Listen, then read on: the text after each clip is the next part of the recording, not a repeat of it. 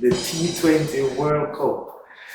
Set to begin next month, or 3 weeks from now to be exact. And the West Indies, they're currently playing the Caribbean Premier League in order to decipher the best 15-man squad to put together to go to Australia to try to go for their third title. Yes, man. Now, if you just have an overview look of West Indies in World Cup history, in 2007, they were eliminated in the group stage, but Chris Gayle was the first person to score a T20 century. 2009, we made it to the semi-finals of the World Cup in England. 2012, we won it under the leadership of Darren Sammy. What a skipper he was. 2014, semi-finals. 2016, champions. Wow. And then last year, of course, we had that bloop. We didn't do too well last year. We exited group stage, only winning one match of all our games. Now, nonetheless, West Indies has had a rich history in the T20 World Cup history, and we expect this year, if West Indies select the right team, I personally believe that West Indies can win the World Cup this year. So I've put together my squad that I would send to Australia, considering all things, meaning considering their record in previous World Cup, considering their experiences, considering Caribbean Premier League coming now. I've put together my squad that I believe if West Indies select this squad, we will win the World Cup. You may agree with this squad and you may not agree, but you can feel free to leave it in the comments. So, of course, Nicholas Pooran is set to captain West Indies in his first World Cup. So he's on the plane no matter what. Nicholas Pooran, he will captain the West Indies this year. And of course, Rovman Powell, who is the vice captain. We know those are two sure picks. They will definitely be at the World Cup. So of course, I'll start with my openers. And my openers are Kyle Mayers and Brandon King. I mean, these two, they've been performing for the West Indies throughout 2022. And I've displayed their statistics for you throughout the year in 2022. And if you look at Kyle Mayers in 2022, only averaging 23. But what I like about Kyle Mayers is his strike rate. Look at that strike rate. 133.9 in the year 2022. So it gets the team off to a very good start in the power play, and that's what I love about Kyle Mayers. Quick out of the blocks. And in the CPL so far, he's the leading run scorer at the time of this video being recorded. So Kyle Mayers is doing really well, and so he's of course going to open the batting alongside Brandon King. So Brandon King, if you look at him so far, he's one of the leading run scorers in the current edition of the CPL, from 5 matches, over 200 runs. And if you look at throughout the year, Brandon King has been batting fairly consistent, an average of 30. You love when a T20 opener has an average of 30 plus. So Brandon King doesn't have the strike rate to match Mayers, but he's somebody that we can look to anchor the innings, or, you know, just play that proper cricketing innings right throughout the 20 overs. So Brandon King and Kyle Mayers set to open. Of course, Nicholas Pooran and Rovman Powell, they have to be in the team. One is a captain, one is the vice captain. So Nicholas Pooran, if you look at him throughout 2022, I'm just a little bit concerned because he started the year very well. He's our leading run scorer in 2022 in T20 cricket. Pooran has 500 plus runs, averaging 36. But remember, after the England series and the Bangladesh series, his average hasn't been that good. New Zealand came here and India, and Pooran didn't do so well in either of those series. So his numbers, even though it's looking good for 2022, bearing in mind his last recent series hasn't been so hot. And so a little bit concerned about Pooran's form. I haven't seen him much in the CPL either. And TKR, they haven't played a lot of games, so we can't really assess the type of shape that he's in. But Pooran, I think he's going to be a key member for our team if we're going to win this World Cup. Rovman Powell is the vice captain, so he has to be there. And he's in very good form so far in CPL.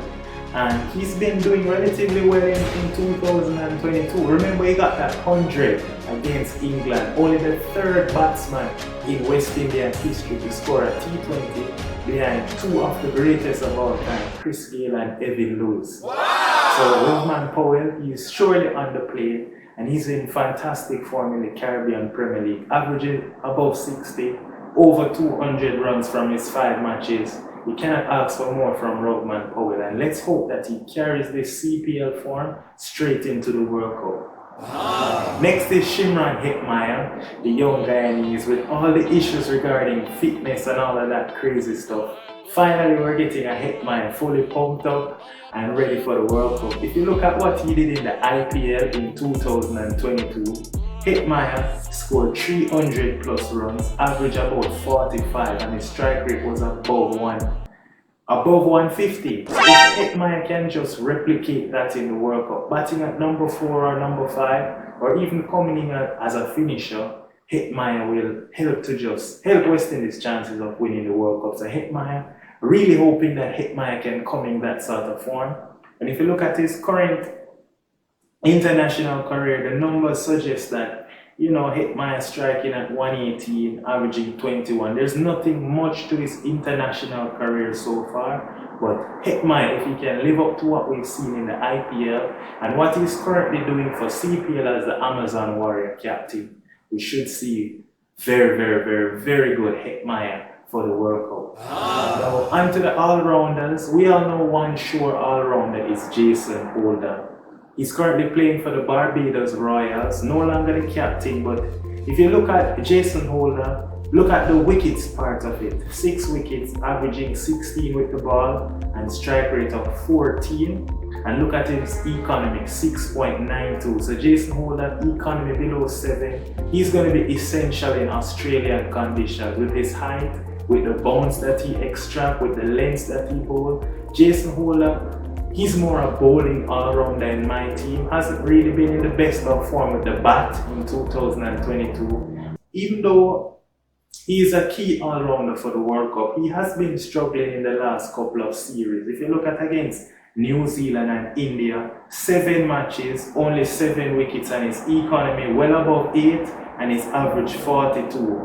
And look at his strike rate, 26.7, meaning Jason Holder is playing a full match, bowling 24 deliveries, and chances are he won't get a wicket. If he bowls 24 balls, the strike rate is 26. Every 26 deliveries, he's getting a wicket. So Jason Holder, for me, that's a little bit of a concern. And hopefully, the CPL will just get him into a little bit of rhythm going into the World Cup, because Holder will be critical. The next all-round I'm going to select is Andre Russell. Now, many persons right now will be very disappointed, and we don't want to see Russell at World Cup. But I'm just here to tell you, look at Russell's number. He's that X-factor player. His strike rate in all forms of T20 is above 160. He's played in the 100. He's played in Big Bash, in Australia, knowing these conditions, average above 30. He's just coming off the IPL where he finished 3rd in terms of the sixes column. He was the 2nd leading run scorer for the Kolkata Knight Riders in IPL. Andre Russell, you cannot look past him. So far, we haven't seen his brilliance come to the fore in CPL. Only a handful of matches, and so let's give Russell a couple more time in the CPL. And also, as I'm saying, his track record is already proven. It's not as if Russell is a youngster and he needs to prove himself. Russell is already proven. We know the match winner he can be, and so I am selecting Russell into my World Cup squad, and he's my X-factor player that's going to bring me victory whenever the team might be needing 80 runs from 7 overs or 6 overs. I think as long as Russell is out there, we can get it. So Andre Russell is in my team. And then I had a toss-up between Romario Shepherd and Odeem Smith. Both of them have economies above 10. Both of them, their average is not too good. Their strike rate isn't too good. And so I looked at it and I said, which one would better fit the composition of my team? And so I went for Romario Shepherd. Why? Shepherd, he may not be the best death bowler, but Shepherd has good control when we utilize him in the middle over and up front in the power play. So Shepherd makes it into my team because he's more of a bowling all-rounder as opposed to a batting all-rounder. Both of them are bowling all rounders, but I think Shepherd gives me that versatility to take the new ball and bowl in the middle phases of the game. He's definitely not going to be my death bowler. Shepherd has proven that death bowling is not his thing, and so Shepherd makes my squad again ahead of Odin Smith.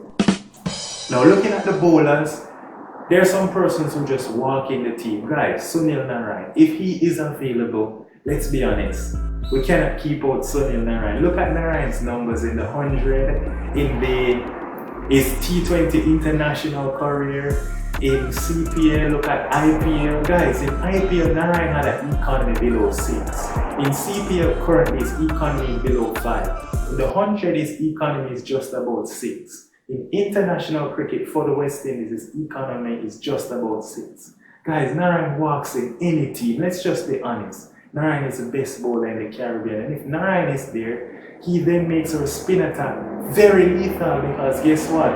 We also have Akeem Hussain, who is the 7th ranked T20 bowler in the world. No issues there. Narine and Hussain walks into the team. The next bowler I'm going to select is Alzarri Joseph. Right now, he's the leading wicket taker in CPL for fast bowlers among West Indians. We know Mohamed Amir is doing really well, but he's not West India. In the CPL, Alzarri has been bowling the quickest, and he's been taking the most wickets. And he was fairly okay in the recently concluded series against New Zealand and India. Just a slight bit too expensive, but he has been our best ODI bowler as well. And so I expect Alzarri Joseph, with his pace and his bounce, he's going to be lethal in Australia. Bearing in mind, World Cup is in Australia. Next is Obed McCoy. He's going to be our death bowler. And Obed McCoy hasn't been that lethal bowler that we saw last year when he was in tandem with DJ Bravo. But Obed McCoy, he's going at an economy about 8.5, which is very good because he typically bowls 2 overs up front and 2 at the back end. So he's bowling the most difficult overs. We saw recently against India what he can do, 6 for 17. And we know in the next game, he took some tappings, right? He took some tappings and then had the most expensive figures by a West Indian seamer. But he also has the best. He has the best figures for a West Indian seamer in T20 cricket, 6 for 17. I'm back with Obed McCoy. He's into my squad. So now that my squad is out of the way, of course, there are still some persons need to be selected, right? Just to complete the 15-man squad. So we need a reserve wicketkeeper. My reserve wicketkeeper is Andre Fletcher. Look at Fletcher's experience. He's been playing since 2007. He's there from the start of T20 cricket. Fletcher, he's in good rhythm in CPL, above 150 runs, and I had a hard time selecting Fletcher because Johnson Charles is in very good form. But I just thought that Fletcher, he was wrongfully dropped from the West Indies team. Remember last year he was in the World Cup squad and he got dropped, and he didn't even play a single game in the World Cup. And how was he dropped then? Why was he dropped without playing a game to show why he should have been dropped? So I think Fletcher deserved that opportunity to prove himself. And so Fletcher ahead of Johnson Charles. But you might say Johnson Charles ahead of Fletcher for reserve keeper. That's also fine. I would work with Andre Fletcher. And then I just need that X-factor batsman, and I am not going to lie, I think this man is the best batsman in terms of T20 cricket in the Caribbean. If you're chasing a 200 runs target, Evan Lewis can give you that start that just gets the other players going. Chasing 200, you need somebody who can give you 30 off 9, 30 off 10, 30 off 12. And I wouldn't rule that out with a Kyle Mayers and an Evan Lewis at the top. So Evan Lewis is a reserve batsman for me. Look at it. He's the 2nd best batsman in T20 cricket of all time, next to Chris Gayle, in terms of West Indies batsmen. So Evan Lewis for me, definitely. Just look at his average, 30 in his international career. Look at his CPL career. Look at his strike rate, well above 140. Without a doubt, Lewis is the best T20 batsman in the Caribbean, without a doubt. I know so far we've only seen a handful of games from him in CPL and he hasn't looked that well, let's be honest. But Evan Lewis for me definitely gets into my team. And then for the final spot, I'm going for another spinner. It would have been ideal to get another seamer in, a reserve seamer, but our seam attack has been depleted. And with Kyle Mayers being an all-rounder that can take the new ball, I thought that okay, we can go instead with an extra spinner. So I had a battle between Fabian Allen, Roston Chase, Gudakesh Moti, and Hayden Walsh Jr. And I said to myself, which one of them I think would best suit the West Indies squad? I thought about the conditions in Australia. I thought about where they bat, what could they give. And I just thought to myself, Roston Chase would be ideal. He's been playing for the St. Lucia Kings and he's looked very good with the ball. And I just think Roston Chase is off break. Remember, before he got dropped from the West Indies, he was in India, and Roston Chase, he was doing a fantastic job in India. He was our leading wicket taker at an economy below 7. He and Hussain was bowling superb against India in India. Roston Chase, the bowler, is very underrated. So listen what I'm saying. I'm saying select Roston Chase, the bowler. We don't have to see him as an all-rounder. See him as a bowler. Let him bat way down the order. 9, 10, 11, doesn't matter if he's going to play. So Roston Chase gets in ahead of Gudakesh Moti, Hayden Walsh, and Fabian Allen. I know Fabian Allen would have been, the person we expect to select, but I think that Roston Chase, his bowling is a little more stable as opposed to Fabian Allen. Wow. So that is my full squad. Just to give you the names: Nicholas Pooran, Rockman Powell, Shimran Hetmeyer, Brandon King, Evan Lewis, Andre Fletcher, Andre Russell, Jason Holder, Romari Shepherd, Kyle Mayers, Roston Chase, Sunil Narayan, Akil Hussain, Obed McCoy, and Alzari Joseph. And so the team that I would select to start or play the first game, I would let Brandon King, Kyle Mayers open, Pooran to bat at 3, Rodman Powell at 4, Hetmeyer at 5, Andre Russell 6. Now, the top 6 is not so sure, because what if Kyle Mayers and Brandon King bats 12 overs and 130 without loss? Then of course maybe you're sending a Russell at 3 or maybe a Hetmeyer. So even though I'm giving you the lineup I would select, we have to be versatile. And so of course Jason Holder then at 7, Akil Hussain, Sunil Narayan, Alzari Joseph, and Obed McCoy. That would be my starting 11. And many might say, how are you benching Evan Lewis? Lewis is not being benched. As I said, Mayers and King, they would have proven themselves of why they should start. Right? They haven't done anything to be dropped. And so Evan Lewis for me, Evan Lewis.